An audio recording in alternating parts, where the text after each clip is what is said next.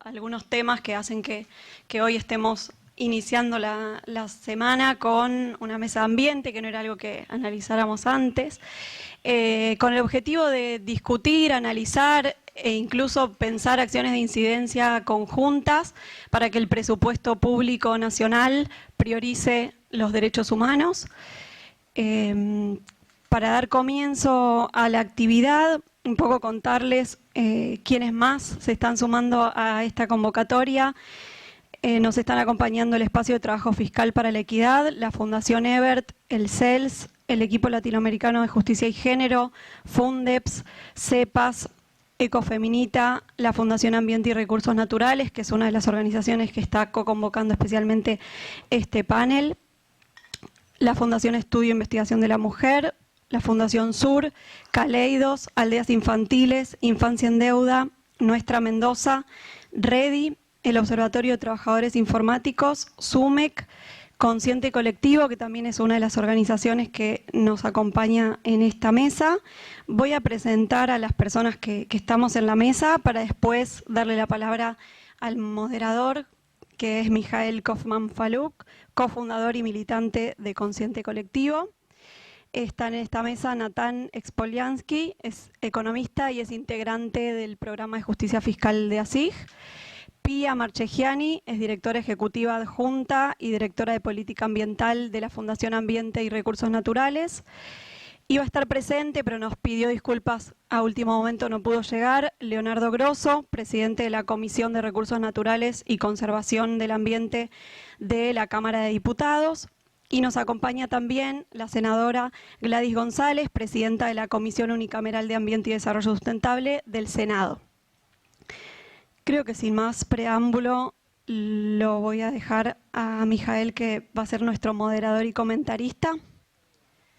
¿Ahí se escucha? Maravilloso. Bueno, muy buenos días. Gracias por la paciencia para el comienzo. Viernes a la mañana, sabrán que no es el día más fácil, así que gracias a todos y todas. Gracias también a SIG y a FARN por la invitación, por el espacio para nosotros. No pretendo ser un comentador, moderador que hable mucho, sino simplemente ir pasando la palabra. Voy a arrancar con Natán, aquí a mi izquierda. Tiene el honor de abrir el juego y sentar un poco las bases de esta conversación de tendencias generales, presupuesto 2024, en términos de las políticas ambientales. Y qué momento, ¿no?, para estar hablando de esto. A días del balotaje, no menor, estar hablando de esta conversación, que claramente no es la primera, ni será la última, pero importante tener presente el contexto político del cual hablamos. Natán, todo tuyo. Hola, ¿se escucha? Bueno, muchas gracias a todas, a todos por participar. Nosotros entendemos que es clave el presupuesto público, que se analice y se discuta como lo que verdaderamente tiene que ser, que es una herramienta de transformación y una herramienta para mejorar la realidad actual. El presupuesto constituye tanto una expresión de prioridades del Estado como también los planes gubernamentales que se van a llevar a cabo. Por lo tanto, lo que a nosotros nos interesa ver es cuáles son las prioridades del Estado en materia socioambiental. Yo tengo esto. Bien. En primer lugar, una serie de aclaraciones metodológicas. El proyecto de presupuesto que se presentó a mediados de septiembre de este año proyectaba para 2023 una inflación total de aproximadamente 136%. Lo que nosotros estamos viendo es que, en base a estimaciones del Banco Central del relevamiento de expectativa de mercado, no se van a cumplir esas metas. No se espera que se cumpla, que lleguemos a un 136% de inflación, sino que va a ser mayor, va a ser aproximadamente un 180%. Esto es importante porque mientras mayor sea la inflación de este año, menos va a valer el presupuesto del año que viene, ¿no?, si se mantienen los montos. Hecha esta aclaración, nosotros trabajamos con dos escenarios. Un primer escenario que trabaja con la inflación que estima el proyecto, es decir, el 136, ajustando el presupuesto, haciendo una actualización para comparar entre 2023 y 2024, y otro escenario en el cual tomamos este valor del REM para fin de año, ¿no? Entonces tenemos un escenario con de inflación promedio interanual mayor si tomamos las estimaciones del Banco Central o menor si tomamos las estimaciones del presupuesto. Otra aclaración, los valores del presupuesto 2023 los tomamos, son los valores del presupuesto vigente al 1 de septiembre. Y otra cuestión es que los gráficos que estamos mostrando utilizan la medición del REM, o sea, una mayor inflación interanual entre 2023 y 2024. Ahí lo que se ve un poquito es cómo cambia la medición si se toma uno u otro escenario. Bien, ahora sí. Y en relación a las tendencias del gasto, tomando, por ejemplo, el escenario del presupuesto, del proyecto de presupuesto, vemos que habría una caída en el gasto total del 6% para el presupuesto de 2024. En cambio, si usamos la inflación del REM, la caída sería aún mayor, sería del 15%.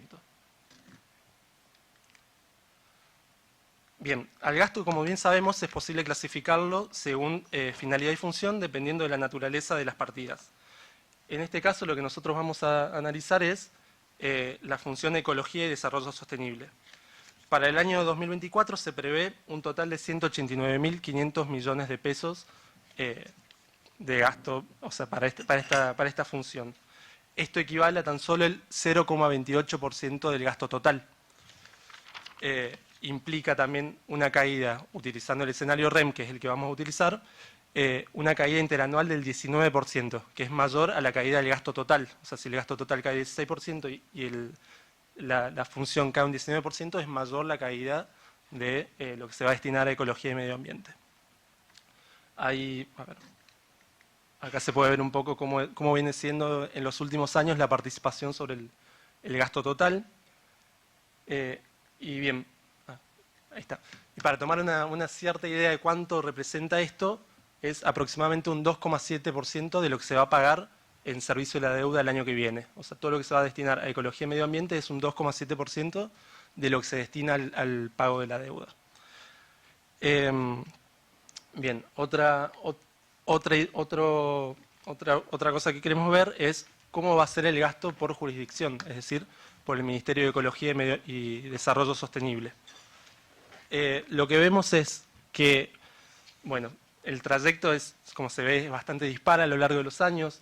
En 2019, cuando pasó a ser una secretaría, se ve como merma notablemente los montos.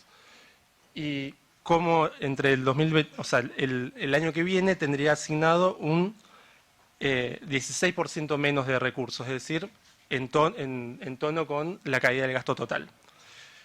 El presupuesto tiene disponible 125.900 millones de pesos y va a terminar siendo la tercera jurisdicción con menos recursos después del Ministerio de Cultura y el Ministerio de Mujeres, Géneros y Diversidades.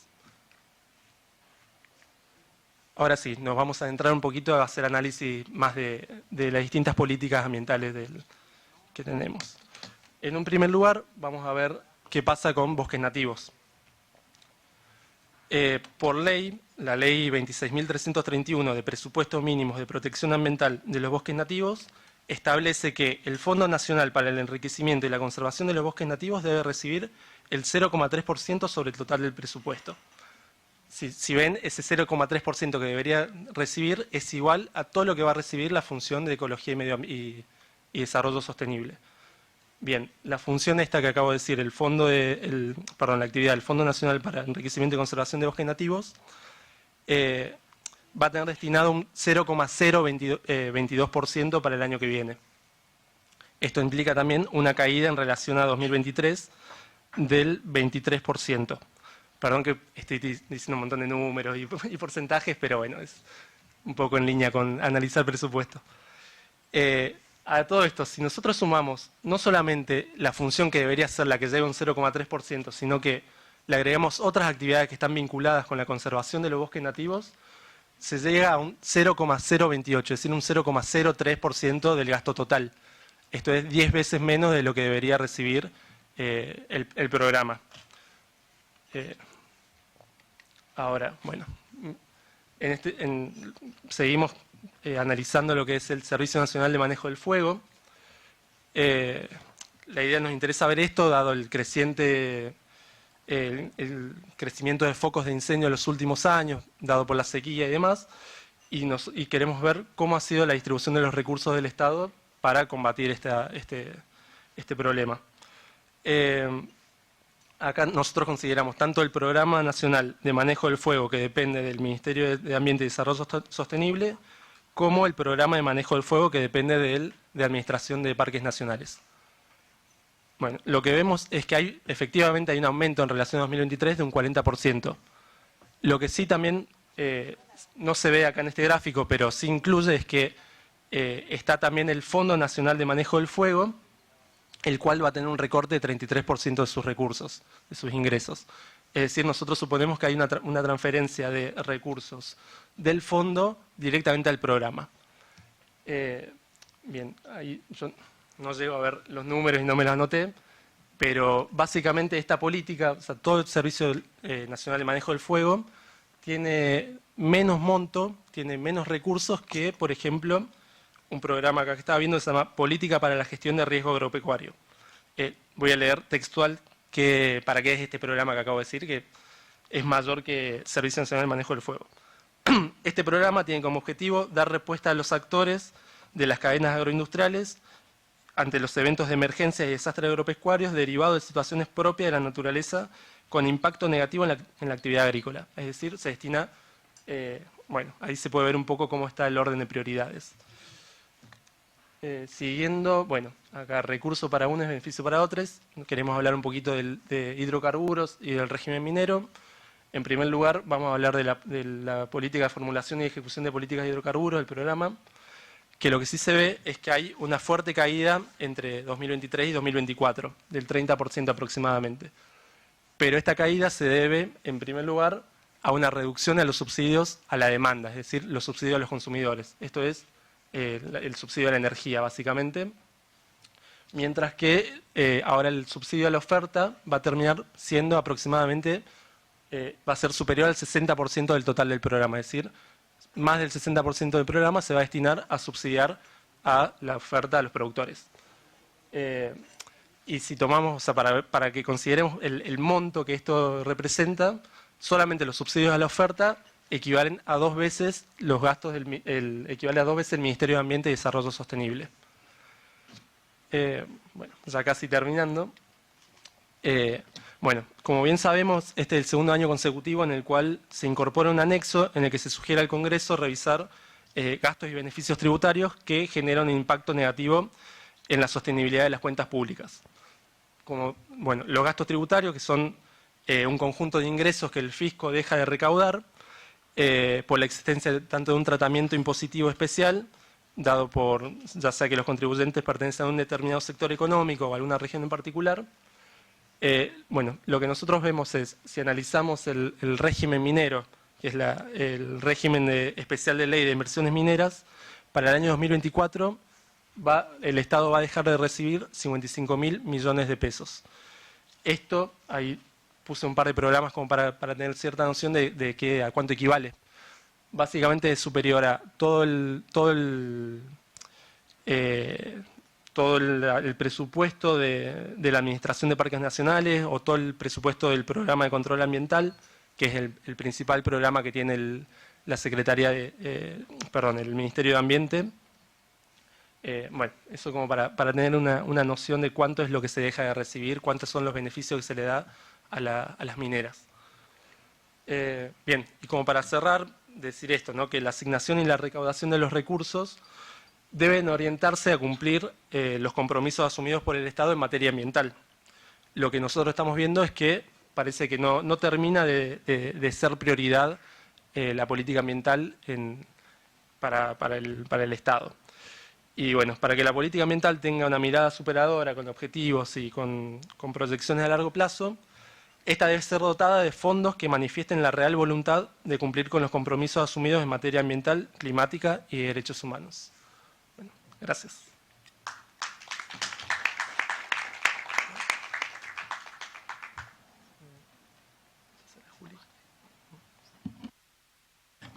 Gracias, Natán. Qué manera de abrir el juego, ¿no? viernes a la mañana, vamos entrando en calor y si todavía no entramos en calor es el momento, sobre todo con las bases que sentó Natán.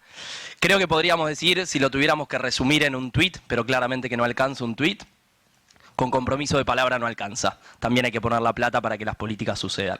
Dicho eso, le paso la palabra aquí a Julieta para presentar el informe que vienen trabajando desde ASIG, Nafta al fuego, deuda y cambio climático en nuestro país, la República Argentina. Juli, todo tuyo.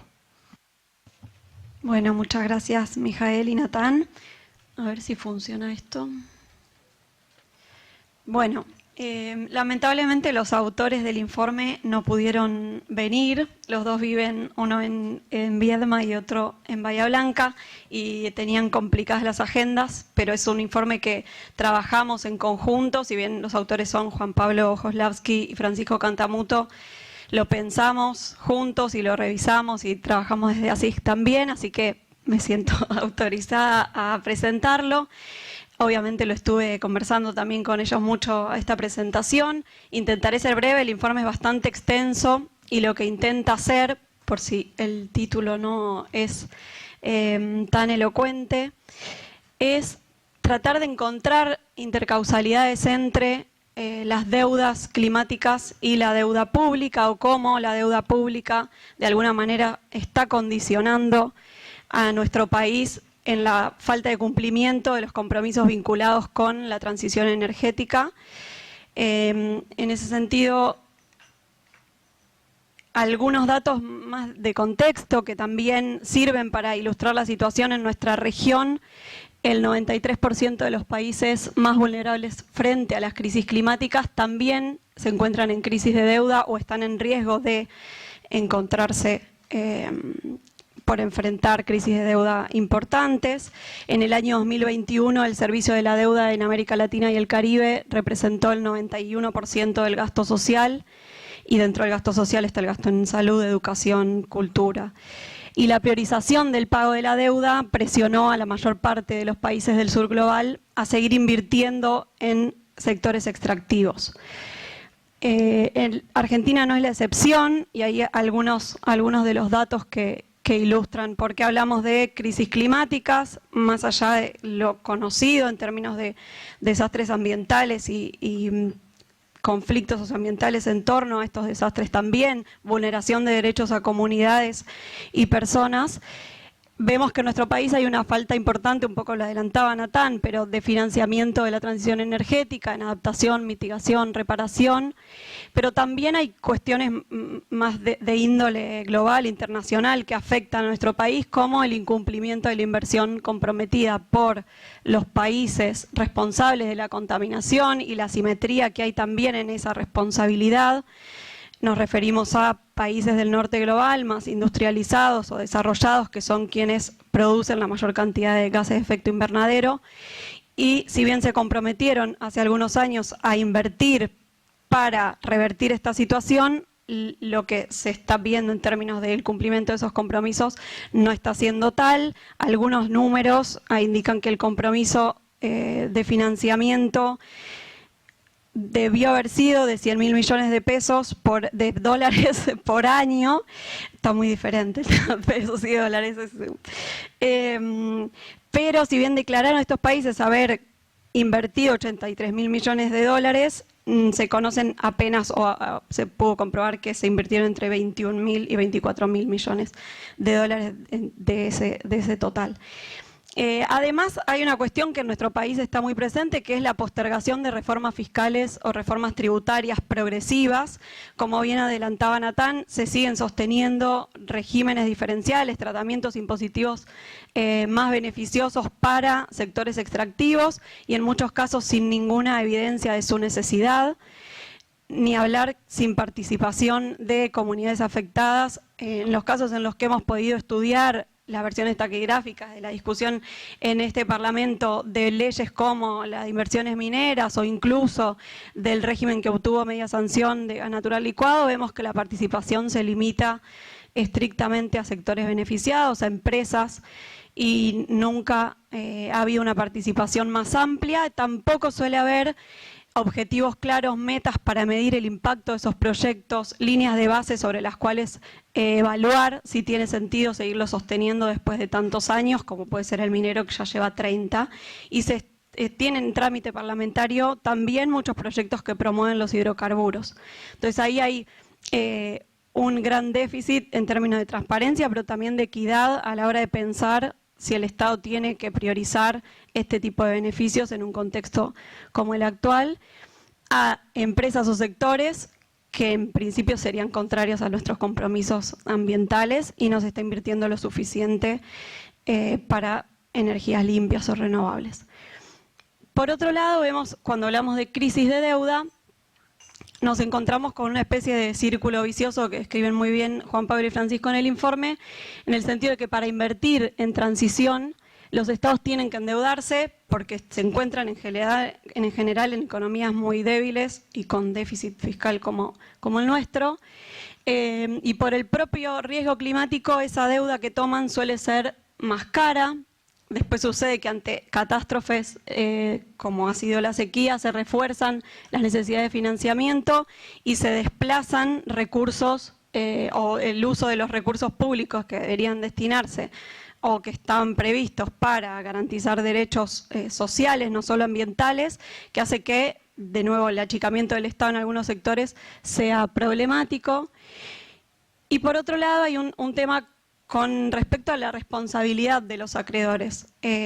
Hablamos en este informe bastante del FMI, pero en Argentina no es necesariamente el principal acreedor. Lo que sí sucede es que muchas veces las condicionalidades o pautas que el FMI impone o predica en sus préstamos suelen ser acatadas también por otros acreedores.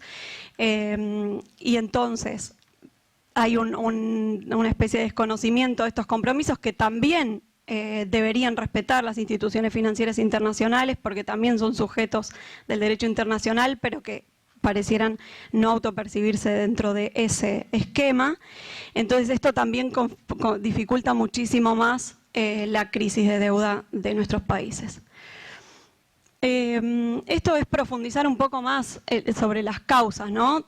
Un poco lo anticipaba cuando hablaba de las instituciones financieras internacionales. La arquitectura financiera internacional no está generando estrategias para considerar los riesgos climáticos de manera solvente. De hecho, cuando vemos qué se analiza para entender si una deuda es sostenible o no, el principal factor es el crecimiento económico. En ningún caso se tiene en cuenta la sostenibilidad de la vida de las poblaciones de esos países, mucho menos de los recursos naturales y ambientales. Después, por otro lado, en muchos casos se impulsan reformas estructurales en los sistemas previsionales, en la forma en que el Estado prioriza el gasto público, y también hay con esta necesidad de generar divisas rápidamente para poder pagar la deuda, una modulación o orientación del crecimiento a través de especializaciones productivas tendientes al extractivismo.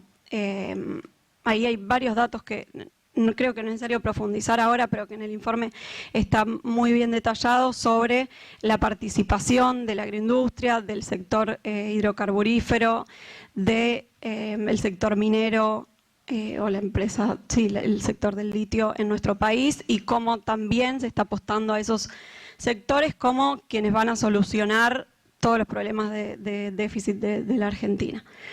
Después hay otro gran problema en la arquitectura internacional, que es que no hay un marco integrado para resolver crisis de deuda y los países endeudados suelen estar bastante desarticulados. Entonces las soluciones se van dando caso a caso según pueda negociar ese país. Ahí una de las propuestas que apuntan a revertir esta situación es intentar que nuestro país lidere la conformación de un grupo de países deudores, tener como otro frente desde el cual encarar este tipo de discusiones, sabiendo el poder que tienen claramente las instituciones financieras. Y por otro lado, bueno, también lo adelantaba, los compromisos internacionales que se encuentran incumplidos. Ya hablamos de la responsabilidad de los países industrializados en la emisión de gases de efecto invernadero y la falta de cumplimiento de los compromisos de inversión. En general, no solo no se cumplió ese monto, sino que la inversión suele llegar a través de deudas no concesionales, es decir, sin tasas flexibles o condiciones flexibles para adecuarse a las necesidades de cada país, y hay una desproporción muy grande que no está siendo, digamos, considerada para negociar la deuda económica en términos de quiénes son los deudores ecológicos. Acá un poco de historia de la crisis de deuda en nuestro país. Algunos de los datos que se enumeran o se mencionan en el informe para recorrer estos años, vemos que en el año 2015-2016 se dio una gran desregulación de las cuentas financieras y de capital que hizo que para el año 2017 haya un crecimiento exponencial de la deuda externa, sobre todo. Para los años 2018 y 2019 vemos que sube en la composición de la deuda total, la participación de la deuda con el FMI y el porcentaje de la deuda con privados. Bueno, ahí la deuda para quienes por ahí no están tan en tema, pero es el dinero que el Estado pide prestado, generando no solo la necesidad de pagar esa deuda, sino intereses, y puede ser interna, externa, pública, privada, con actores multi o bilaterales. Acá lo que estamos viendo es que se reduce el porcentaje de participación de la deuda con privados, sube con el FMI. Un dato también interesante que resalta el informe para pensar en la responsabilidad de las instituciones financieras internacionales y de nuestro último préstamo más grande con el FMI es que el propio FMI reconoció que la última deuda tomada con el stand-by de 2018 no era sostenible. Después de un refinanciamiento con acreedores privados que se da en el año 2020, se aprueba después de negociación en el 2021, en el 2022, el acuerdo de facilidades extendidas para repagar ese stand-by del año 2018. Pero vemos, y los autores son muy críticos con la falta de alivio por los acreedores a pesar de la sequía, por ejemplo, a principios de este año, el destino del 2/3 partes del superávit comercial a pagar la deuda, todavía una necesidad de repensar pensar de qué manera se va a pagar en el 2024, seguramente haya que reestructurarla, como muchos desafíos en términos de cómo está condicionando la deuda a la imposibilidad de invertir en transición, y este es el dato que retomo de los que presentaba Natán. ¿Cuánto representa la inversión en ecología y desarrollo sostenible sobre servicios de la deuda? Es muy poquito, menos de un 3%, como para mostrar un poco en términos de prioridades a qué se está destinando el presupuesto. Un dato más sobre el Plan Nacional de Adaptación y Mitigación al Cambio Climático, que es un plan que se aprobó en el año 2022 o se presentó en el año 2022. El costo de las medidas estimadas en términos financieros, hay algunas que no tienen presupuesto asignado, representa el 75% de la deuda pública total del año 2022. No es tan sencillo ver esos 279.594 millones de dólares que están estimados en el plan, en el presupuesto. La verdad es que no tienen una línea similar, no existe. O sea, ese compromiso hay que ver de qué manera se cumple y no es fácil monitorearlo tampoco porque no tiene una línea presupuestaria el plan. Lo mismo ha pasado con el Plan Nacional para erradicar la violencia contra las mujeres. Muchas veces se mencionan, se lanzan planes nacionales, pero que no tienen su paralelismo en el presupuesto, y esto dificulta muchísimo pensar en poder monitorearlo. El plan tiene varias medidas a través de 6 líneas estratégicas que son estas, no creo que tenga sentido desarrollarlo porque me estoy yendo de tiempo, pero los grandes problemas que encontramos en ese plan es que no propone un poco lo que retomaba al principio, reformas tributarias o una revisión de beneficios ni alivios de deuda para pensar en el financiamiento, no contempla gastos asociados a compensaciones sociales de personas perjudicadas, ni tampoco está considerando compromisos de derechos humanos de las instituciones financieras internacionales, que podrían articularse al menos para demandarlo muy bien la primera parte, ¿no? De pedir alivios y pensar cómo reestructurar la deuda. Ahí contarles un poco sobre el trabajo que viene haciendo ASIG en la región con un conjunto de organizaciones con las que trabajamos en la sistematización de estándares de derechos humanos en la política fiscal, que lo que intenta hacer es recopilar todo lo que han dicho hasta ahora organismos de tratados, que son organismos especializados para interpretar y monitorear el cumplimiento de los pactos o convenios internacionales a los que Argentina suscribió. Y un poco lo adelantaba antes, intenta incorporar no solo las obligaciones de los estados, sino de los privados, empresas, organismos internacionales, en el sentido de que tienen que contribuir a que haya una oferta de financiamiento en condiciones favorables para los países con mayores necesidades y orientar ese financiamiento a cumplir con los derechos. Una de las recomendaciones ya la adelanté, la necesidad de fortalecer la posición negociadora y la cooperación entre países deudores para tener un frente un poco más fuerte a la hora de exigir alivios de deuda, canjes de deuda. Requerir la eliminación de sobrecargos y la emisión de derechos especiales de giro climáticos para países de ingresos bajos y medios. Incorporar variables socioambientales a la hora de analizar la sostenibilidad de la deuda. Y ahí hay algunas iniciativas en otros países donde ha habido incluso participación de organizaciones, del propio Parlamento, a la hora de auditar la deuda desde otros enfoques, no solamente el enfoque crecimiento económico.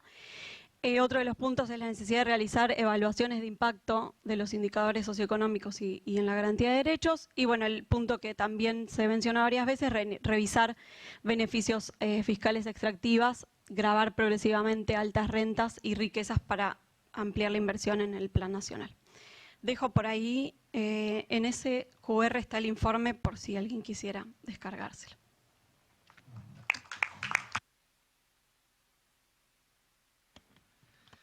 Gracias, Julieta. Y yo voy a sumar la invitación a que en el documento, verán que al final también hay 12 recomendaciones muy concretas y tangibles. Y en ese mismo sentido y en la línea propositiva de qué hacemos en este contexto y con este diagnóstico tan claro que Natán y Julieta pusieron sobre la mesa, Pía, voy contigo, para seguir en esta línea de propuestas, nuevos acuerdos socioambientales y cómo salimos de acá en adelante. Hola, ahí está. Bueno, todo muy sencillo, como se podrá ver. Bueno, nada, un poco de FARN. Primero también queríamos agradecer la invitación y felicitar a ASIG por el trabajo ya de casi una década, que nos permite también poner un poco en relieve el trabajo que venimos haciendo en FARN hace mucho tiempo y en perspectiva, ¿no? La cuestión ambiental, los números no ayudan, claramente no es una novedad que no sea una prioridad, ¿no? Pero un poco la idea de venir a acercar un documento que hicimos de propuestas, ¿no? Tratamos de pensar y construir por dónde, ¿no? No quedándonos con el diagnóstico negativo, también un poco haciendo un paralelismo. Tenemos 40 años de democracia que supimos conseguir con procesos difíciles, complejos, dolorosos, y que sabemos que nuestra democracia no es perfecta, le falta muchísimo. Lo mismo en nuestra política ambiental y los derechos ambientales, ¿no? Entonces, de alguna manera, lo que queremos es tratar de construir sobre lo que hay. Sabemos, el Ministerio de Ambiente es la tercera jurisdicción que menos tiene, esto yo no lo sabía de esta manera, sin duda. Sabemos que tenemos normas que están, instituciones que funcionan, y faltan muchísimas otras, ¿no? Entonces, de alguna manera, nuestra propuesta de contribución a esta discusión, y más allá que acá tenemos nuestro equipo que sigue el presupuesto en detalle, era tratar de pensar por dónde, ¿no? Por dónde salir de este complejo momento de muchas crisis, ¿no? Porque la crisis ecológica, que tiene la de biodiversidad, la climática, la de contaminación, pero ¿qué hacemos con nuestro sistema político, ¿no? Y acá agradecemos también la posibilidad de que esté Gladys acá para escuchar todo esto. Pero entonces, cuando pensamos en las propuestas, hablamos de qué condiciones, ¿no? ¿Qué necesitamos que tenga la política ambiental? Y retomamos algunas cuestiones que para FARN son muy importantes, ¿no? Tenemos hoy por hoy conocimiento científico, hay suficiente información, lo sabemos, distintos grupos de investigación adentro y afuera del país están imponiendo y bogando por esta agenda. También tenemos saberes especiales y específicos, por ejemplo, cuando hablamos de comunidades y pueblos originarios que tienen mucho valor e información sobre cómo hacer las cosas, cómo cuidar la naturaleza. Entonces nos parece que cualquier discusión de política tiene que estar atravesada por un conocimiento y un diálogo de saberes científico, pero también no científico, que ponga en relieve y en valor las prácticas que hay. Después hablar de la participación, ¿no? Acá, bueno, FARN históricamente viene hace muchísimos años, casi 40, velando por la participación ciudadana. Tenemos el acuerdo de Escazú, que en el Congreso sabemos bueno, que tuvimos un enorme apoyo y salió muy rápido, muy bien, más allá de las diferencias partidarias que podemos ver. Información, participación, justicia, la situación de los defensores ambientales, las personas defensoras, acá tenemos a Mijael, representante del público, y también el último punto de las condiciones que tienen que tener las políticas ambientales, y acá es donde lo más importante es la voluntad política, las capacidades y los recursos, ¿no? Y acá justamente donde vuelve todo a estar en este lugar discutiendo estos temas. Idealmente tendríamos que ser muchas más personas, pero bueno, en este contexto complejo es muy bueno ser quienes somos, así que felicitemos quienes estamos y tratemos de que vengan más personas a esta discusión. Y después tenemos un documento que proponemos 5 propuestas. Parece, obviamente que cada una de las propuestas no es sencilla y sabemos si una tiene que ver con la transición energética, un tema que atraviesa todos los temas ambientales y que generalmente se suele pensar escindido, ¿no? Vemos como que el ambiente, y cuando miramos las partidas, miramos lo que pasa en el Ministerio de Ambiente y nos cuesta verlo en general y nos cuesta discutirlo transversalmente, ¿no? Con los otros ministerios, y esto es uno de los grandes desafíos, con las otras comisiones en las 2 cámaras. Entonces, ¿qué queremos con una transición energética? Queremos que, obviamente, no sea solamente salir de los fósiles, justamente pensar todas las otras dimensiones. Tenemos un país atravesado por desigualdades estructurales, pobreza al 40%, sabemos que tenemos que mejorar los accesos democráticos a la energía y que después también cuando pensamos en Vaca Muerta 10 años, Vaca Muerta y los hidrocarburos se sostienen ¿cómo decirlo?, con la bandera económica, ¿no? Y las cuestiones ambientales, los sismos, los residuos no importan, los conflictos territoriales. Pero cuando miramos bien los números, y acá estamos para hablar de números, vemos que también en esos números hay muchísimos problemas. Entonces es muy importante discutirlos plenamente. Se defiende Vaca Muerta por las divisas que entran, pero no se evalúa completamente todas las que salen también. Entonces, o los tratos preferenciales, cuando se arreglan el dólar Vaca Muerta, y todas esas cuestiones cuestan mucho al Estado. Y acá tenemos una cantidad de números que si quieren los podemos repetir, pero por decir, estamos apoyando enormemente con subsidios a los sectores que hoy por hoy más tienen y menos lo necesitan, no justamente los subsidios a los sectores sociales que deberían necesitar. Justamente cuando para el compromiso de deuda se realinean, no se toca a los sectores que queremos, ¿no? Lo que sostenemos, porque siempre en FRAN tratamos de dar propuestas, es, bueno, cómo redireccionamos estos subsidios, estos recursos públicos a los sectores que lo necesitan para despegar las energías renovables y de qué manera, qué apuesta por el conocimiento, la ciencia y técnica nacional. Entonces tenemos ahí propuestas concretas de redireccionamiento y que tienen que ver con compensar la cuestión energética de manera transversal. También una segunda propuesta, a ver, todas parecen sencillas, pero claro que involucran justamente el modelo productivo del país y no solamente algunos programas que maneja el Ministerio de Ambiente. La cuestión climática claramente atraviesa todas las discusiones de deuda, de presupuesto, de planificación, y allí también nos parece que es muy importante dotar de recursos a estos planes. Si miramos justamente cuánto nos cuesta el cambio climático en extremos climáticos, sequías, incendios, inundaciones, nos cuesta muchísimo, 25.000 millones de dólares en pérdidas de las cosechas y del sector agropecuario. Entonces tiene un costo muy grande, lo que no tiene es una respuesta política al respecto, a la altura de las circunstancias, que no se pueda encontrar cuánta es la partida asignada. Bueno, es un signo que tiene para nosotros mucha gravedad. Después, la tercera propuesta tiene que ver con la ley de bosques. Acá se habló mucho de los pocos recursos y que nos asignan las partidas que corresponden. Nosotros pensamos que las leyes que tenemos las tenemos que sostener, hacer cumplir cabalmente. Hay muchas herramientas. Está en el momento de actualizar los planes y se tiende a la reducción, ¿no? Zonas que hoy están en rojo pasan directamente a verde. Nosotros sabemos que está en juego acá el principio de no regresión. Necesitamos también participación social en estas decisiones y que estos recursos lleguen a los sectores que necesitan otra vez. Que la ley de bosques se implemente y deberíamos estar hasta moviéndonos a un escenario de deforestación cero. Y hoy por hoy falta mucho para frenar la deforestación, y pensar también lo que veníamos diciendo, cuáles son los posibles castigos también penales para este tipo de delitos, ¿no? Porque una forma de instalar los temas y que esto tenga importancia también tiene que ver con cómo el Estado sanciona los incumplimientos, ¿no? La cuestión de la ley de humedales, bueno, acá no voy a decir mucho teniendo acá representantes del Senado y la Cámara de Diputados, la más de una década que la demanda social que involucra cada vez a más personas, que no logramos que haya una ley, un compromiso de protección de los humedales como ecosistemas tan valiosos para toda la economía de nuestro país, ¿no? Entonces, ley de humedales, y después traemos una quinta propuesta que sale un poco del esquema, pero que tiene que ver con el saneamiento del riachuelo, ¿no?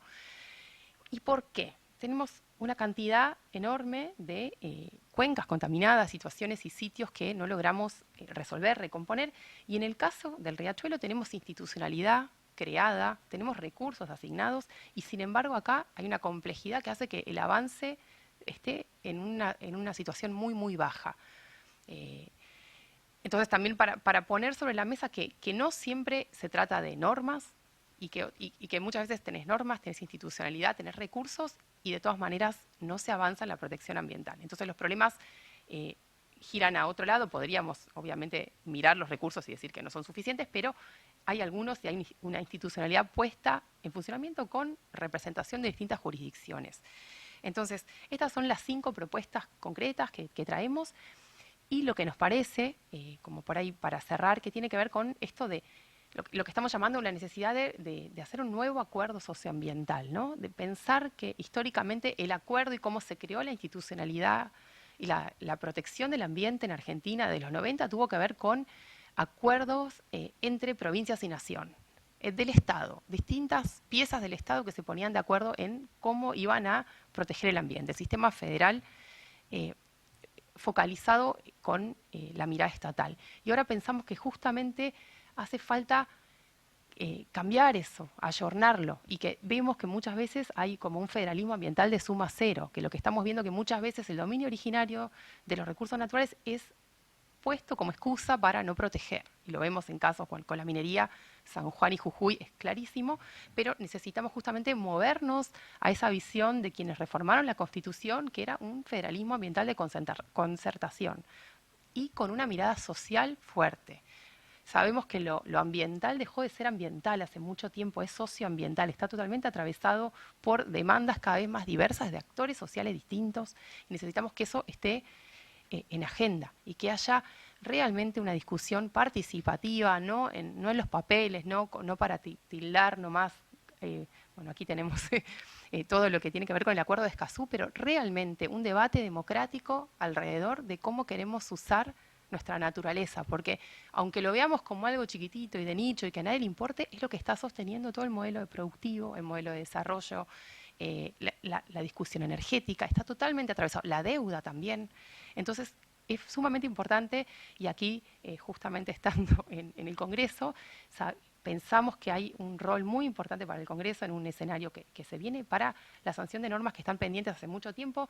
Humedales es una, pero también evaluación de impacto ambiental con mirada estratégica. Somos uno de los únicos países de la región que no tiene una ley de evaluación de impacto ambiental a nivel nacional.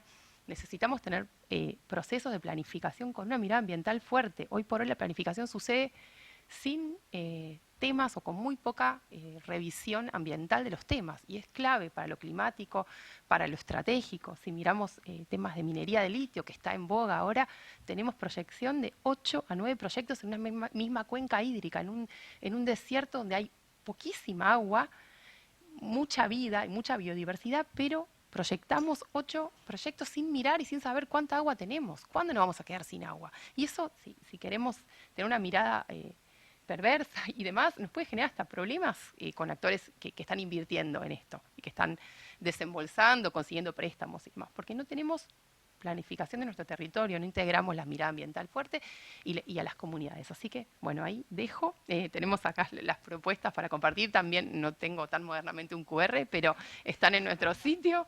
Así que, bueno, muchas gracias por este tiempo y el espacio.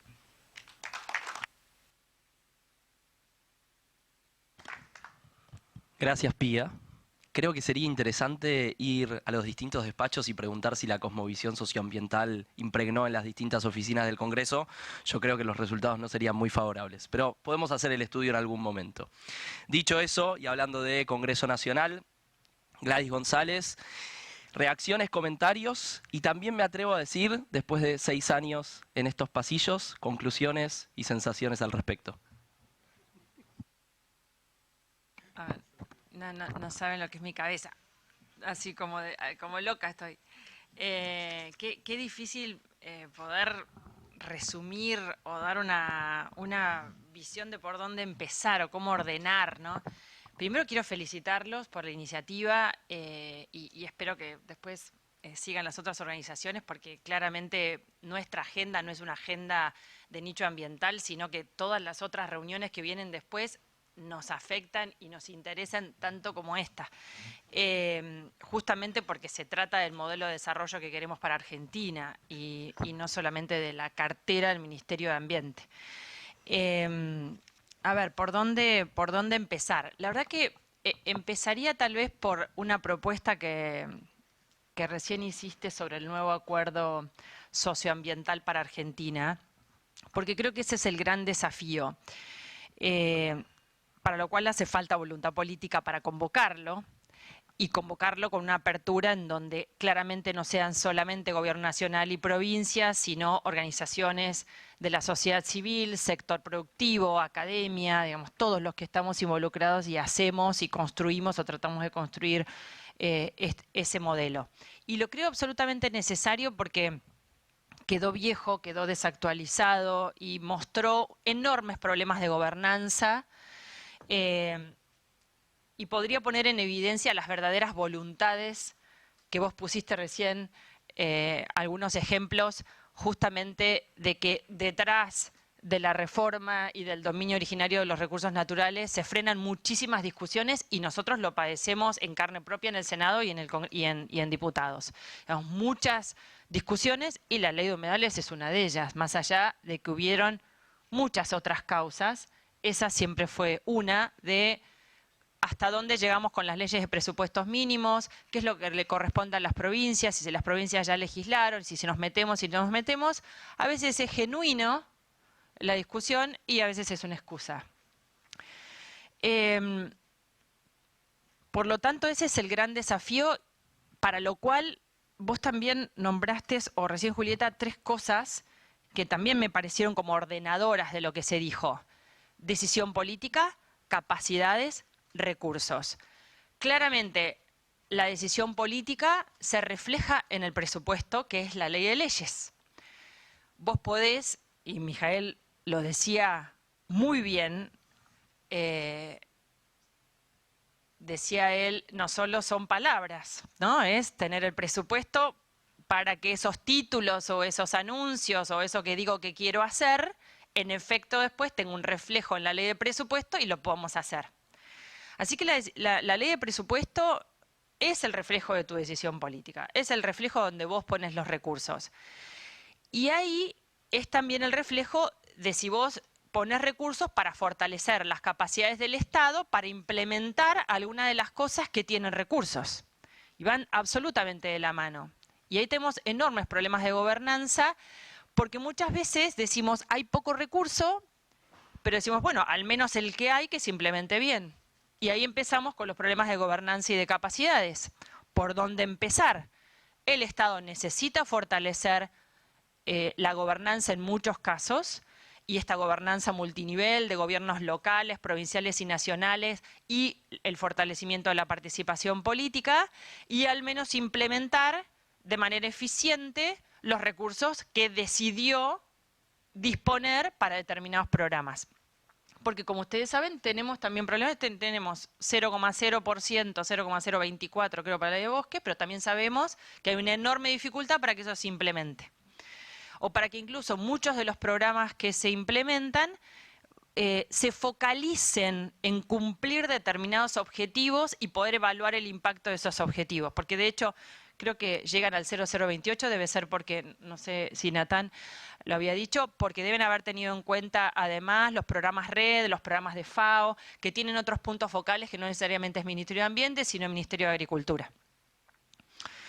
Entonces, no quiero abonar en diagnósticos y diagnósticos, porque creo que todos los que estamos en esta sala nos lo sabemos de memoria, los diagnósticos, ¿no? De cuál es el presupuesto y qué es lo que falla y qué...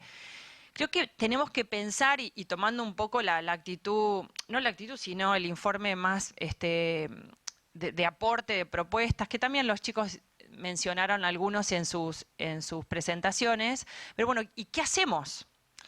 ¿Qué hacemos frente a un contexto en donde nos estamos, la verdad, jugando el modelo de desarrollo de los próximos 4 años mínimo, entre la inacción, el discurso y el reflejo presupuestario que acabamos de analizar absolutamente sobre la mesa con todos los números, las conclusiones los saca cada uno, y otra propuesta que niega el cambio climático, en donde uno presupone que vamos a estar peor que un presupuesto en donde tenemos estos números.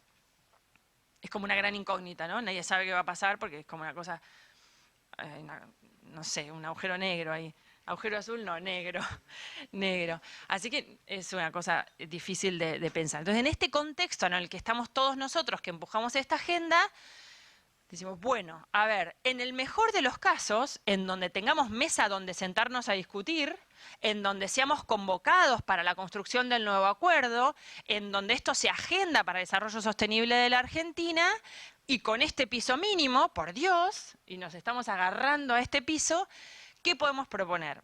Y ahí hay una cuestión que escapa muchísimo a mi conocimiento técnico, que es todo el análisis de deuda que hiciste, que es espectacular, pero que creo que nos supera la discusión nuestra diaria, porque tiene que ver con un replanteo del sistema financiero, que como ustedes saben, hay una mesa de grandes países, desde la primer ministro de Barbados en la COP27, hasta Macron y los países que se reunieron, creo que fue en abril de este año, sobre planteos acerca de qué hacemos con un sistema financiero que está lejos de haber solucionado los enormes problemas de injusticia social y desigualdad en el mundo, que está lejos de poder contribuir con los países en desarrollo con enormes problemas de pobreza, continentes enteros. Y creo que todos cuando empezamos a escuchar esa conversación y líderes del mundo diciendo no podemos poner a los países en desarrollo o los países que tienen altos porcentajes de pobreza entre la espada y la pared, entre enfrentar el cambio climático y solucionar la pobreza, todos dijimos, che, qué bueno que se esté dando esta discusión. Qué bueno que los líderes del mundo se estén reuniendo para esto. Así que seguir de cerca esa discusión y ver ¿a qué nos lleva eso? ¿No? Digo porque desde lo técnico vos mencionaste una serie de cuestiones que tienen que ver como qué haría el fondo, cómo reestructurar deuda y demás, que la verdad son enormes y fenomenales. Frente a eso voy como un escalón hacia abajo y digo, bueno, nosotros estamos trabajando en algunas cuestiones y algunos posicionamientos.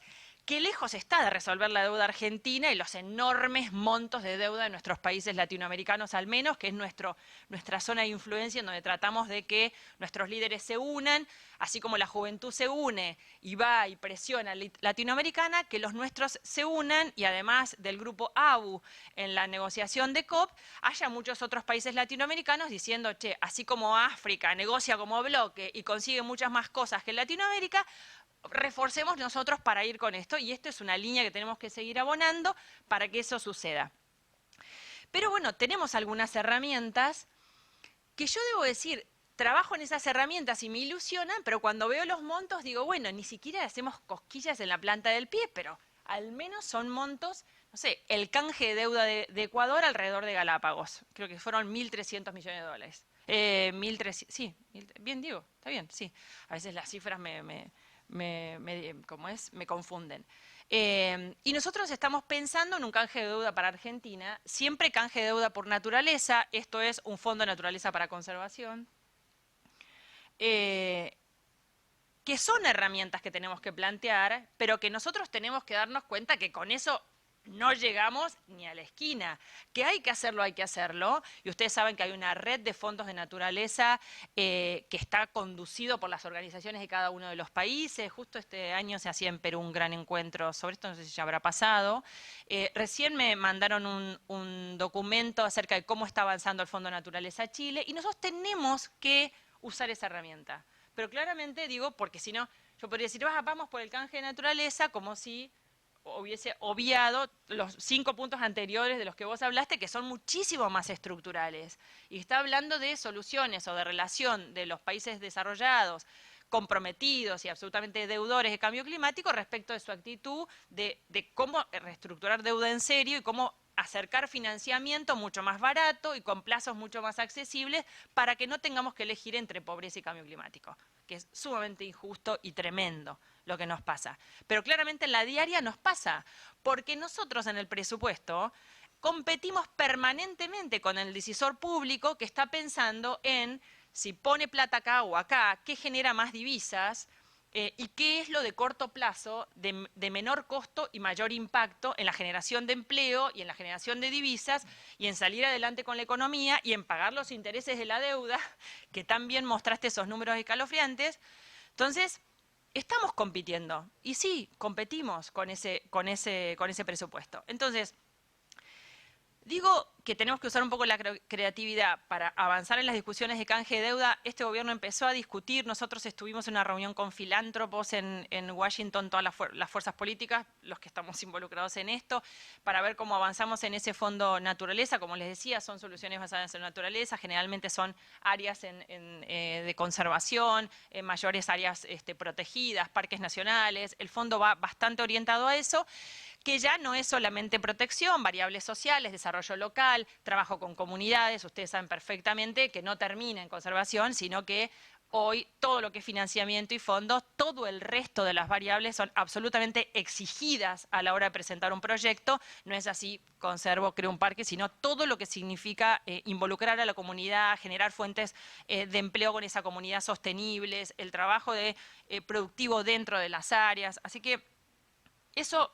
Creo que estamos trabajando en eso, ojalá lleguemos a concretarlo porque es una buena fuente de financiamiento.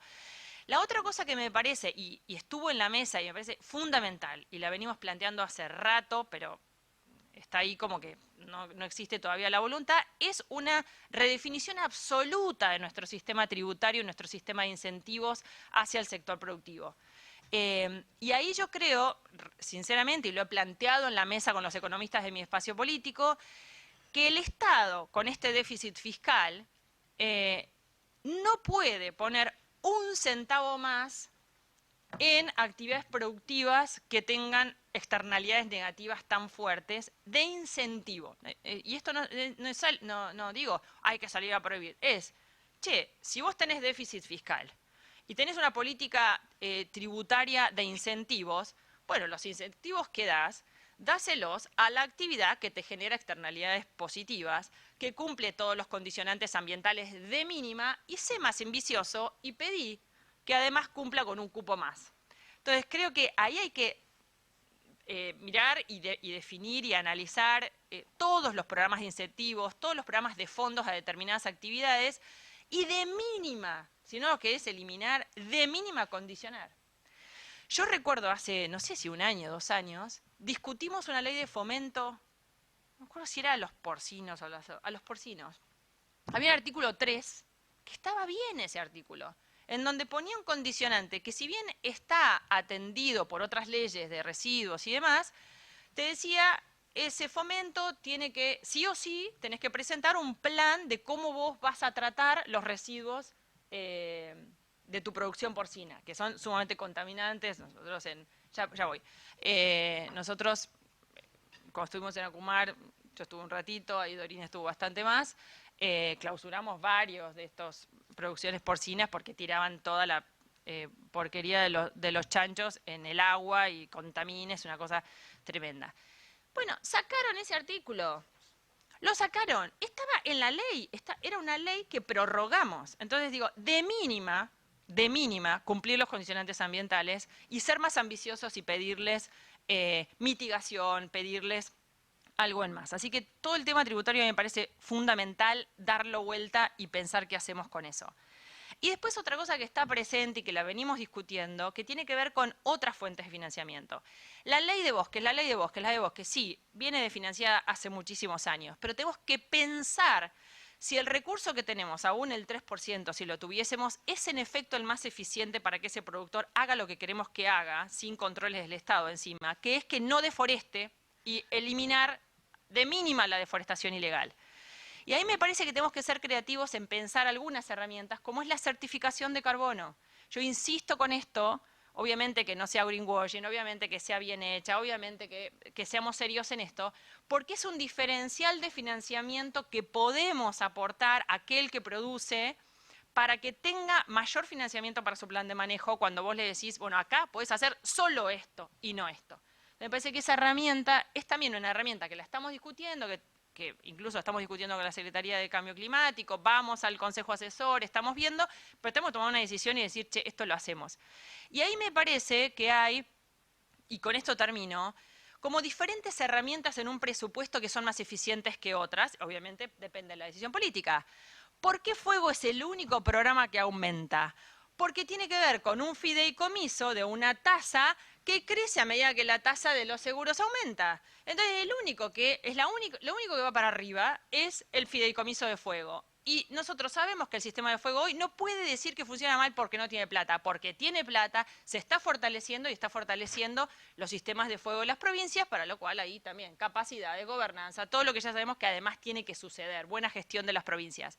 Pero digo, si nosotros tomamos la decisión, eso va enfocado a fideicomiso, no se puede utilizar para otra cosa, el Tesoro no lo manotea y va ahí. Y eso es lo que tenemos que tratar de hacer con otras decisiones, como por ejemplo la del impuesto al carbono. El impuesto al carbono a los combustibles está muy bajo, no genera ningún tipo de disuasión, pero va al Tesoro a cualquier cosa menos a cambio climático. Y una de las propuestas que nosotros habíamos tenido es, che, ya que está este impuesto, mejorémoslo, hagámoslo que sea más significativo y que vaya a cambio climático.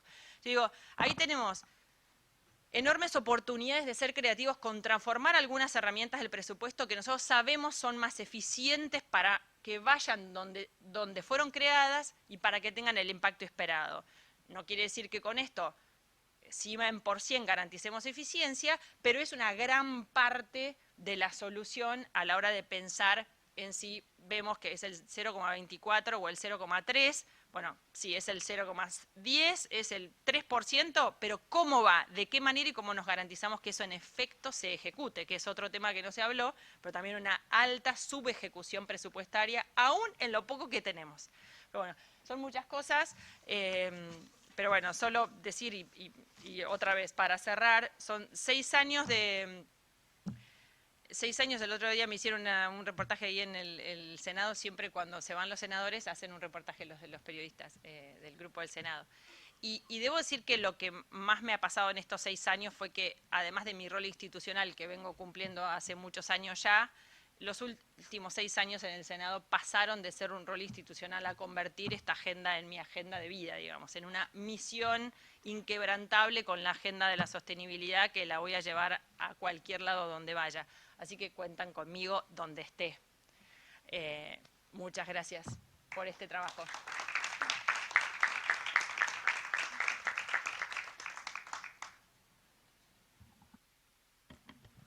Gracias, Gladys.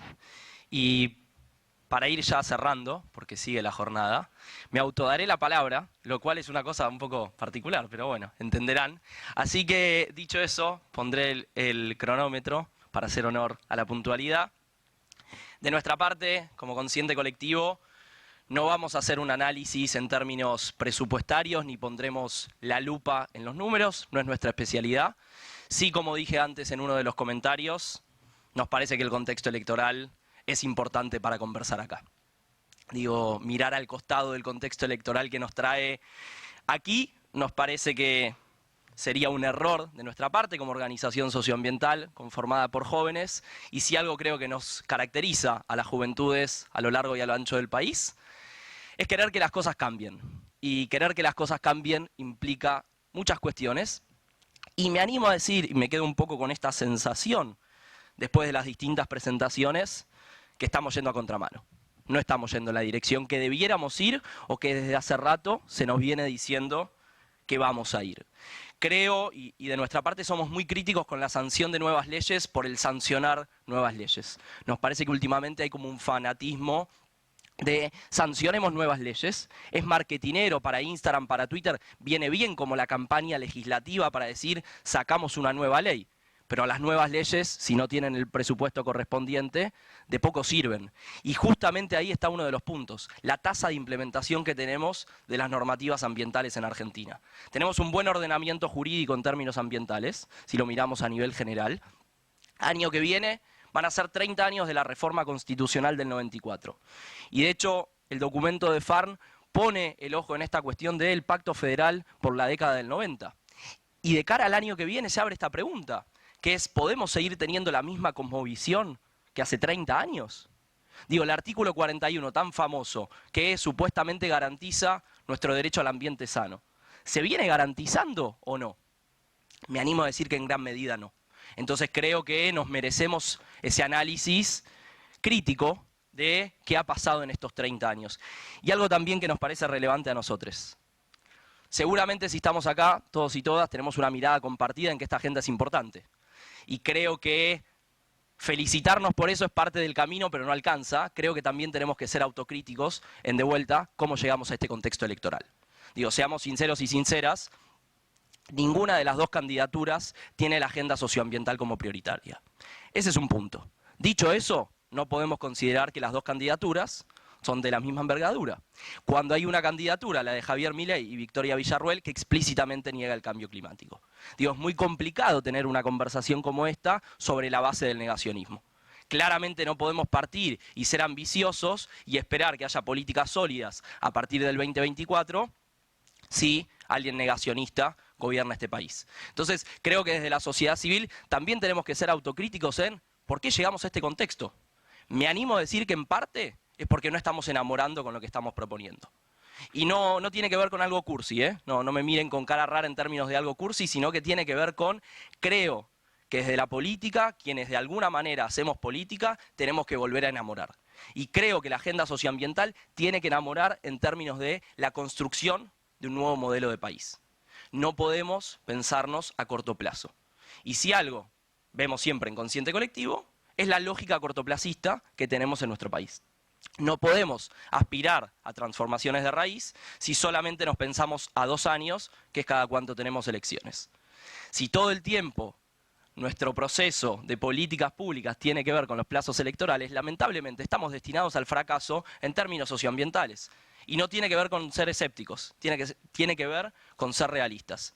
Y vuelvo a esto, somos jóvenes y si algo creo que nos tiene que caracterizar a las juventudes es ser ambiciosos y no conformarnos simplemente con, bueno, tenemos ley de cambio climático. La ley de cambio climático necesita presupuesto y recién Julieta lo explicó con mucha claridad. Entonces, me parece que la cuestión presupuestaria tiene que ser un foco en el cual prestar especial atención y ahí sí creo que hay que decirlo. Este Congreso no ha estado a la altura de las circunstancias.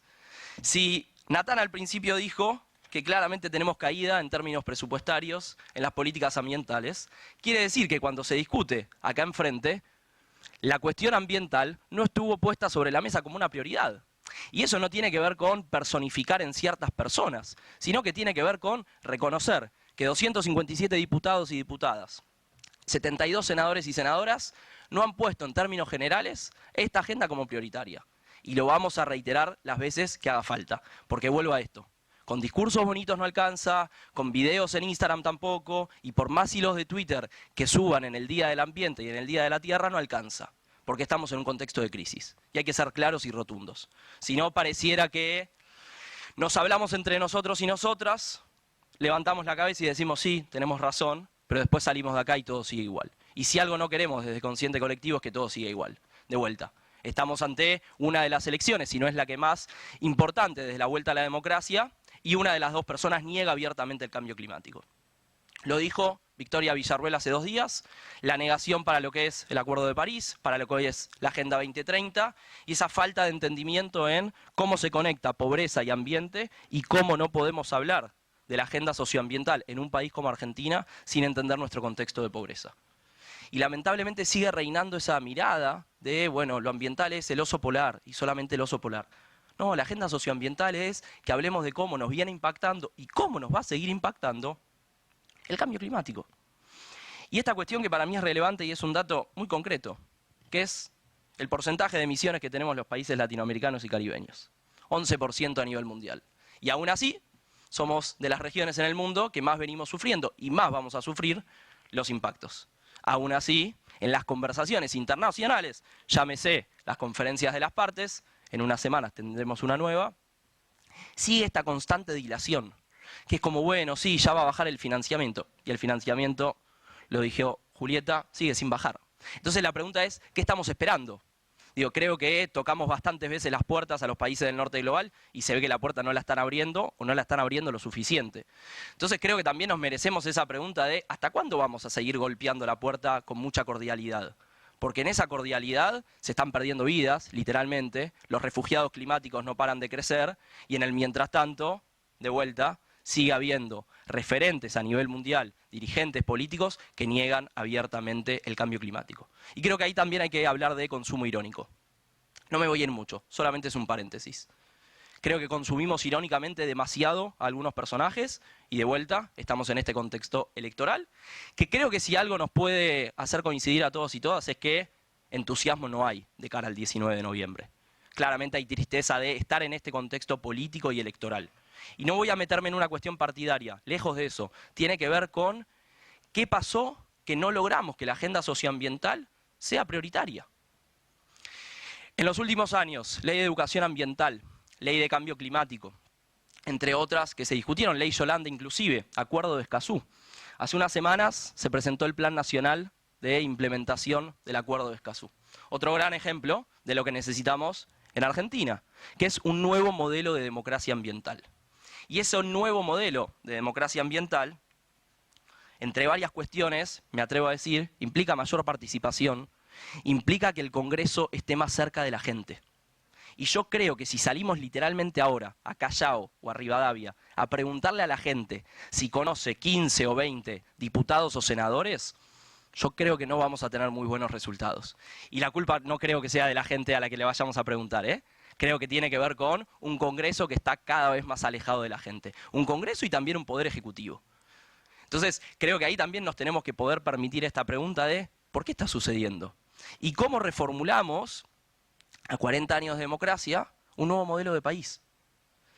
Claramente no tenemos la respuesta, ¿eh? Si algo nos gusta mucho, y a mí en lo personal me alucina, son las preguntas. Lamentablemente a veces agobia tener tantas preguntas, no mentiré, pero creo que si nos faltan las preguntas, en algo estamos fallando. Si en este contexto de múltiples crisis alguien dice tener todas las respuestas, yo creo que nos está mintiendo en la cara.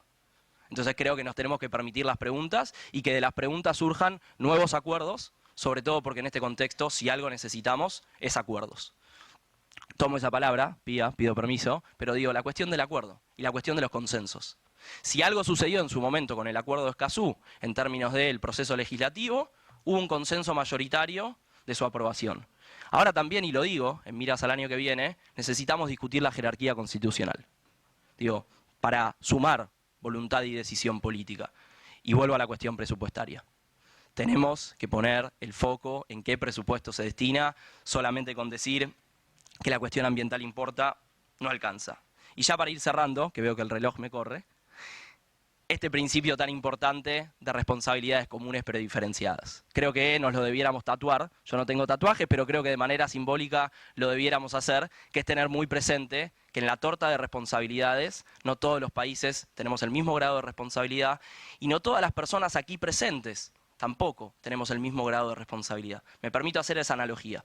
Así como siempre hablamos de norte global y sur global, bueno, creo que puertas para dentro de nuestro país, también nos merecemos ese análisis de cómo llegamos a este contexto y cada quien desde su sector, cómo contribuyó a que, de vuelta, haya una persona que se postula a la presidencia y es abiertamente negacionista. Creo que tenemos mucha tarea para el hogar, creo que bienvenidas sean las preguntas, espero haber sumado con estos minutos y dicho eso, corto el micrófono y es como que me vuelvo a dar la palabra para que, si les parece, y era lo que habíamos hablado con Juli, hagamos 30 segundos de cierre de cada persona con la última idea.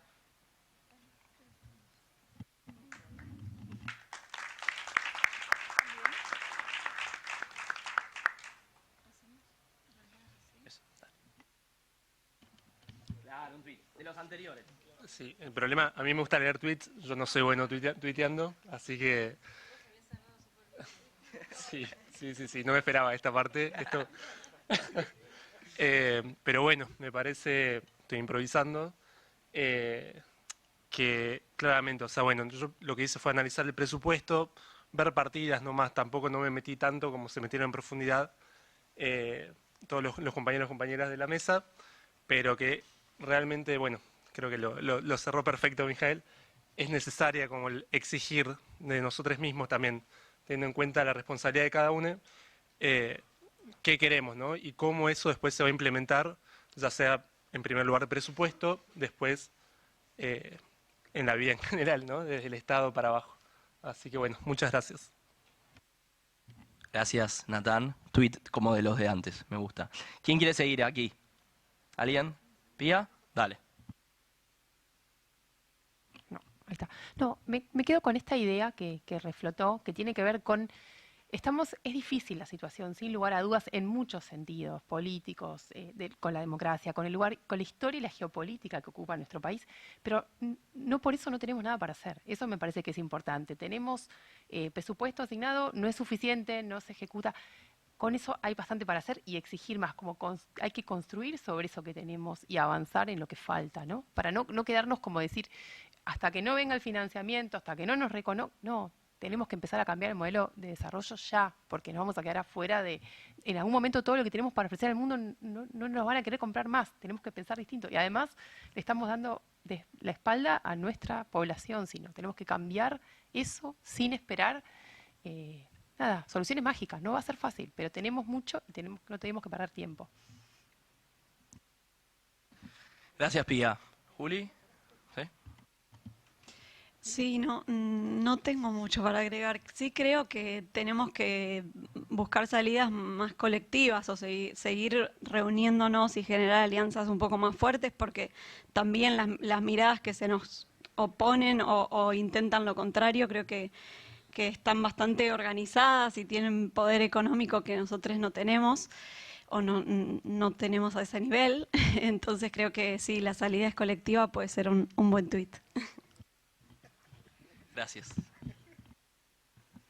Yo quiero decir algo que vengo hablando con Pedro Tarac hace un tiempo, que ustedes lo conocerán seguramente,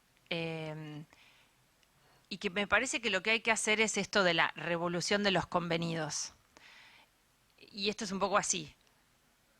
Encontremos aliados porque los hay. En el sector productivo hay aliados que están tratando de cambiar la forma de producir, en las organizaciones, en el Estado y en este Congreso. Me estoy yendo el 10 de diciembre y me desespera poder pasar mi agenda a otro y ya tengo aliados. Busquemos aliados y hagamos esa revolución que es de los que estamos convencidos para convencer a otros. De los que en efecto creemos que esto conviene, además de la convicción, porque hay una parte del sector productivo, como recién decía, hay una parte del sector productivo que ya entendió que por convicción o por conveniencia tiene que cambiar. Entonces busquemos a esos, que no nos genere, viste, como un rechazo. No, che, este es porque está haciendo un negocio. Bueno, sí, está haciendo un negocio, pero está haciendo las cosas bien. Hagamos esa alianza y hagamos esa revolución de los que estamos convencidos y los que consideran que es conveniente. Y eso nos va a dar fortaleza. Y en esto, mi compromiso de buscar aliados en el Congreso para la etapa que viene, así que no perdamos de vista eso, quiénes son con los que van a seguir trabajando, vamos a seguir trabajando 4 años para adelante. Muy cortito, hablemos de distribución de la riqueza, hablemos del 1% más rico a nivel mundial, hablemos de la concentración de la riqueza, no tenemos todos y todas la misma responsabilidad y si no ponemos el foco en eso, creo que se nos va a estar escapando la tortuga. Dicho eso, y por sobre todo, agradecer a SIG por generar el espacio, por la invitación a nosotros, también a FARN. Y bueno, creo que estamos aquí y damos paso a la siguiente mesa. Quédense que la jornada es súper interesante.